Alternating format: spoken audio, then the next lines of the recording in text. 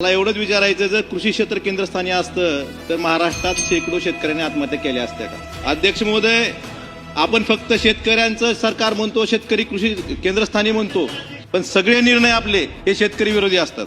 अध्यक्ष महोदय, कदाचित यामध्ये एका वाक्यात लिहिले, महाकृषी विकास अभियानांतर्गत केवळ 1 रुपयात पीक विमा योजना. सत्ताधारी पक्षातले जे सदस्य आहेत त्यातले बहुतांश शेतकरी आहेत, त्यांना हे माहित नाही का तुमच्या सरकारने 1 रुपयात पीक विमा बंद केलाय? हे तुम्हालाच माहित नाही, तुमच्या प्रस्तावातच चुकीचा आहे.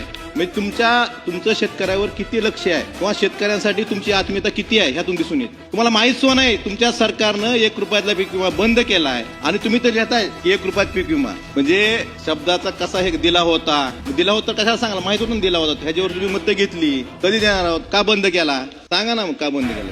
तुम्ही असं मला एवढं सांगायचंय की तुम्ही शेतकरी जर तुमच्या केंद्रस्थानी असता, शेतकऱ्याविषयी खरेच तुमची तळमळ असती, तर अशा खोट्या गोष्टी तुमच्या प्रस्तावात आल्या नसत्या. प्रस्तावावर सह्या करताना तरी बघत जावा नेमकं काय त्यात योग्य आहे का अयोग्य आहे ते.